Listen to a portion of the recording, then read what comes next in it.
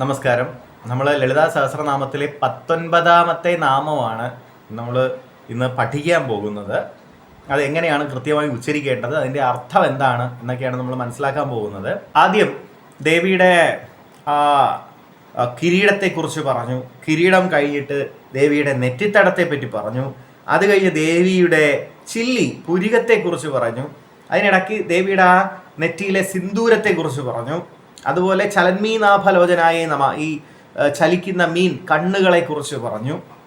അതിനുശേഷം ഇപ്പോൾ പറയുന്നത് ദേവിയുടെ മൂക്കിനെ പറ്റിയാണ്. നാസിക അഥവാ മൂക്കിനെ കുറിച്ചാണ്. ഈ മൂക്കിൻ്റെ ഊട്ട അങ്ങനെ എടുക്കരുത്, മൂക്കിൻ്റെ ദ്വാരം അങ്ങനെയല്ല. മൂക്കെന്ന് പറയുമ്പോൾ പലരും വിചാരിച്ചു വെച്ചിരിക്കുന്നത് ഈ മൂക്കിൻ്റെ ദ്വാരം അങ്ങനെയല്ല.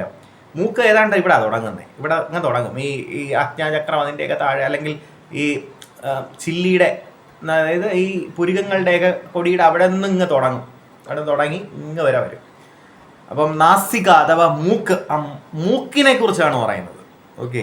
അപ്പം വൈക്കം മുഹമ്മദ് ബഷീറിൻ്റെ ഒക്കെ പിന്നെ വിശ്വവിഖ്യാതമായ മൂക്ക് എന്നൊക്കെ പറഞ്ഞ് കഥകളൊക്കെ ഉണ്ട്. അപ്പോൾ അങ്ങനെ അത് സ്പെഷ്യൽ മൂക്ക്. പക്ഷെ ഇത് അതൊന്നുമല്ല, സൗന്ദര്യത്തിൻ്റെയാണ്. സൗന്ദര്യത്തിൻ്റെ എന്ന് പറയുമ്പം നമ്മുടെ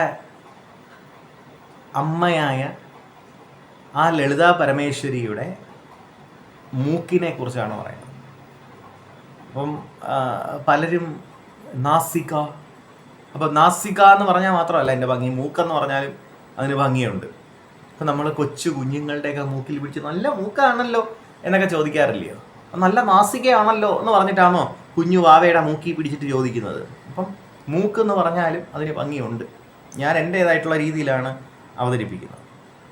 എന്തായാലും നമ്മുടെ ദേവിയുടെ ആ മനോഹരമായ ആ നാസിക അല്ലെങ്കിൽ ആ മൂക്ക്, അതിൻ്റെ ഭംഗിയെപ്പറ്റി ഇവിടെ പറഞ്ഞിരിക്കുന്ന നാമം ഓം നവചമ്പക പുഷ്പാഭ നാസാദണ്ഡ വിരാജിതായൈ നമ.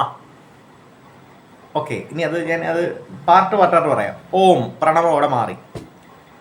നവചമ്പകം അർത്ഥമൊക്കെ പിന്നെ പറയാം. നവചമ്പക പുഷ്പാഭ. പലരും പുഷ്പാഫ എന്ന് പറയാറുണ്ട്. പുഷ്പാഫ അല്ല, പുഷ്പാഭ. ആഭ, പുഷ്പ ആഭ. അപ്പൊ നവചമ്പക പുഷ്പാഭ നാസാദണ്ഡം. അപ്പൊ ഇത്രയും വരും ഉണ്ടോ? നാസാദണ്ഡ വിരാജിതായൈ നമ. വിരാജിതായൈ. അപ്പൊ ചിലർ വിചാരിക്കും തായൈ, ഓ അമ്മ, അവിടെ തായൈ. അങ്ങനെയല്ല, അത് സംസ്കൃതത്തിൽ വിരാജിതായൈ എന്ന് പറഞ്ഞിരിക്കുക. അല്ലാതെ തായ അല്ലെങ്കിൽ തായ് അമ്മ എന്നുള്ള അർത്ഥത്തിലല്ല. അവിടെ വിരാജിതായൈ, വിരാജിക്കുന്നവളായിക്കൊണ്ട് നമസ്കാരം എന്നാണ് പറഞ്ഞിരിക്കുന്നത്. അപ്പോൾ ഇനി ഞാനതിൻ്റെ അർത്ഥം പറയാം. ഓം നവചമ്പക. നവചമ്പകം എന്ന് പറഞ്ഞാൽ പുത്തൻ ചെമ്പകം, ചെമ്പകപ്പൂ. നവചമ്പകം എന്ന് പറഞ്ഞാൽ വിരിഞ്ഞു തുടങ്ങുന്ന ചെമ്പകപ്പൂ, അതാണ് നവചമ്പകം. അതിൻ്റെ ശോഭ. ചെമ്പകം എന്ന് പറയുമ്പോൾ തന്നെ ആ പേരിൽ തന്നെ പൂവിൻ്റെ കളറുണ്ട്. ഏത് കളറാ? ചുവന്ന കളർ. അതാണ് ചെമ്പകം എന്ന് പറഞ്ഞത്. താമര, ചുവന്ന താമര. ചെമ്പകം എന്ന് പറഞ്ഞാൽ ചുവന്നത് എന്നർത്ഥം.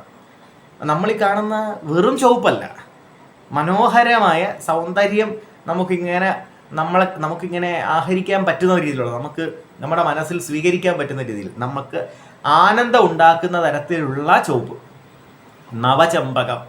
നവചമ്പകം വിരിഞ്ഞു തുടങ്ങുന്ന ചെമ്പകപ്പൂവ്, അതിൻ്റെ ആഭ, അതിൻ്റെ ശോഭ. നവചമ്പക പുഷ്പാഭ.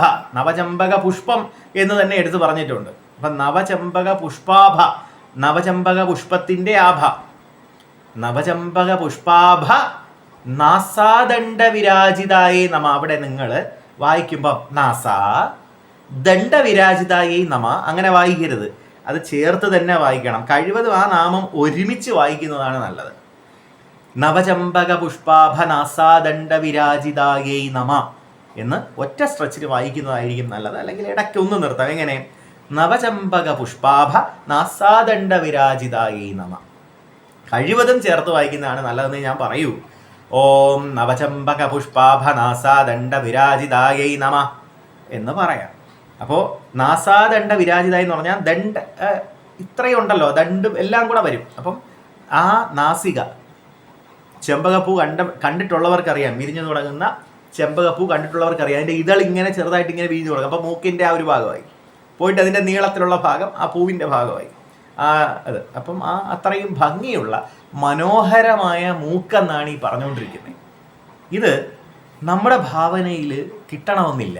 കാരണം എന്താ, നമ്മൾ ഇതൊക്കെ കണ്ടു വളർന്ന അത് കുറച്ചുകൂടി ഈ സൗന്ദര്യാസ്വാദകരും പ്രകൃതിയുമായിട്ട് ഇണങ്ങിച്ചേർന്ന് ഈ പൂക്കളും ഒക്കെ വെച്ച് പിടിപ്പിച്ച് ആ പൂക്കൾ വിരിയുന്ന ഭംഗിയൊക്കെ നോക്കി ആസ്വദിക്കുന്നവർക്കാണ് അത് കുറച്ചുകൂടി ഫ്രീ ആയിട്ട് മനസ്സിലാക്കാൻ കഴിയും. ഇപ്പം അറിയാൻ കഴിഞ്ഞിട്ടില്ലാത്തൊരു കാര്യത്തെപ്പറ്റി നമുക്ക് ഇങ്ങനെ അറിയാൻ പറ്റും. ഇപ്പം ഞാൻ പറയുകയാണ്, ഗുൾഫിയ എന്ന പലഹാരത്തിന് എന്ത് മധുരമാണ് എന്ന് പറഞ്ഞാൽ നിങ്ങൾക്ക് വല്ലതും മനസ്സിലാവുമോ? പാൽപ്പായസത്തിന് എങ്ങനെ മധുരം എന്ന് പറഞ്ഞാൽ നിങ്ങൾക്കറിയാം, നിങ്ങൾ പാൽപ്പായസം കഴിച്ചിട്ടുണ്ടാവും. പക്ഷേ അറിഞ്ഞിട്ടില്ലാത്തൊരു കാര്യത്തെപ്പറ്റി എങ്ങനെയാണ് മനസ്സിലാക്കുക? അപ്പോൾ ചെമ്പകപ്പൂ എന്താണെന്ന് ആദ്യം അറിയണം. അതിന് നിങ്ങൾ ഗൂഗിളിൽ ചെമ്പകപ്പൂ അല്ലെങ്കിൽ ചെമ്പകം എന്ന് ടൈപ്പ് ചെയ്ത് കൊടുക്കുമ്പോൾ ആ ചെമ്പകപ്പൂ വരുമ്പോൾ അത് വെച്ച് കമ്പയർ ചെയ്ത് നോക്കുക. അതൊന്ന്. അല്ലെങ്കിൽ നിങ്ങളുടെ വീട്ടിൽ ചെമ്പക പുഷ്പം ഉണ്ടെങ്കിൽ ആ ചെമ്പക പുഷ്പം എടുത്ത് അത് വിരിയുന്ന സമയം നോക്കി അതിനെ നോക്കി മനസ്സിലാക്കുക. അതുപോലെ തന്നെ പറഞ്ഞോളൂ, ദേവിയുടെ ആ മനോഹരമായ നാസികയെ ഒരു സാധാരണ ഒരു പുഷ്പവുമായി കമ്പയർ ചെയ്യുകയല്ല അവിടെ. അതാണ്, നമുക്ക് കമ്പയർ ചെയ്യാൻ വേറെ മാർഗമില്ലാത്തത് കൊണ്ട് ആ പൂവിനെ എടുക്കുന്നു എന്നുള്ളതേ ഉള്ളൂ. നമുക്ക് ചിന്തിക്കുന്നതിലും അപ്പുറമായിട്ടുള്ള സൗന്ദര്യമാണ് ദേവിയുടെ, ചിന്തിക്കുന്നതിലും അപ്പുറമാണ്. ഓക്കെ, അപ്പം ഇത് മനസ്സിലാക്കുന്നത് എങ്ങനെയാണെന്ന് അറിയാമോ? നമ്മൾ വളരെ സ്വസ്ഥമായിട്ടിരുന്നിട്ട്, വളരെ ശാന്തമായിട്ടിരുന്നിട്ട് ഒരു ദീർഘനിശ്വാസമൊക്കെ കളഞ്ഞ് അകത്തേക്ക് നോക്കുമ്പോൾ നമ്മുടെ അകത്ത് എന്ന് പറയുമ്പോൾ നിങ്ങൾക്ക് അറിയാൻ പറ്റും, നമ്മുടെ ഈ രണ്ട് കണ്ണ് ഇത്തിരി മേലോട്ട് പോകുമ്പോൾ ഒന്നുകിൽ ആക്തിയിൽ വരും, അല്ലെങ്കിൽ നമ്മുടെ ഈ ഹൃദയപത്മ കമലത്തിൽ വരും. അവിടെ ആ ദേവി ഇരിക്കുന്നുണ്ടാവും. ഒന്ന് സ്നേഹത്തോടൊന്ന് നോക്കിക്കഴിഞ്ഞാൽ ആ ദേവിയുടെ മുഖം കാണാം. ആ ദേവിയുടെ മുഖം ഒന്നുകൂടെ ഒന്ന് സൂക്ഷിച്ച് നോക്കിയാൽ ആ മൂക്ക് കാണാം, ദേവിയുടെ മൂക്ക്. ഞാൻ അങ്ങനെ പറയുള്ളൂ, എനിക്കതാ ഇഷ്ടം. അപ്പം ആ ദേവിയുടെ മൂക്ക്, ആ മൂക്കിലെ മൂക്കുത്തിയെ കുറിച്ചാണ് ഇനി അടുത്ത നാമം, അത് പിന്നത്തെ കാര്യം. എന്നാലും ആ മനോഹരമായ മൂക്ക്, ചിലപ്പോൾ നമുക്ക് തോന്നും നമുക്കാണ് ആ മൂക്ക് ഇരിക്കുന്നതെന്ന് തന്നെ തോന്നും. അത്ര മനോഹരമാണ് ദേവിയുടെ കാര്യങ്ങൾ. ഇതിനെ ഞാനൊരു ഭക്തിയുടെ രീതിയിലല്ല ഞാൻ കൊണ്ടുപോണേ, ഒരു സൗഹൃദത്തിൻ്റെ രീതിയിലാണ്.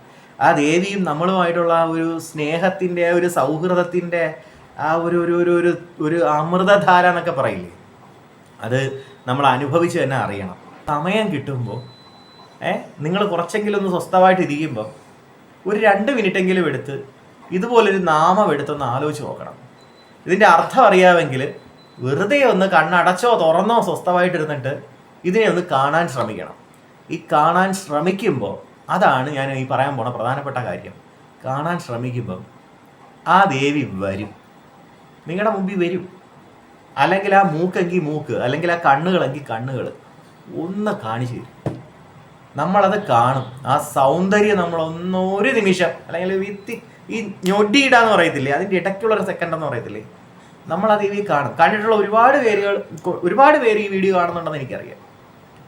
അവരാ ദേവിയെ ഒന്ന് കാണും. ആ കണ്ടതിൻ്റെ സന്തോഷത്തിലാണ് അവർ വീണ്ടും വീണ്ടും ഈ നാമം ജപിക്കുന്നതെന്നും എനിക്കറിയാം. അപ്പോൾ അതുകൊണ്ടാണ് ഞാൻ ഈ രീതിയിൽ ഈ നാമം പറഞ്ഞത്. ഓക്കെ, അപ്പോൾ എല്ലാവർക്കും മനസ്സിലായെന്ന് വിശ്വസിക്കുന്നു. അതായത് ഈ നാമം ചൊല്ലേണ്ടത് എങ്ങനെയാണ്, മുറിക്കാതെ കറക്റ്റായിട്ട് പറയുക. ഓം നവചമ്പക പുഷ്പാഭനാസാദണ്ഡ വിരാജിതായൈ നമ എന്ന് ഒറ്റയടിക്ക് പറയാം. സന്തോഷം. ഇത് നമുക്ക് അടുത്ത വീഡിയോയിൽ കാണാം. നമസ്കാരം.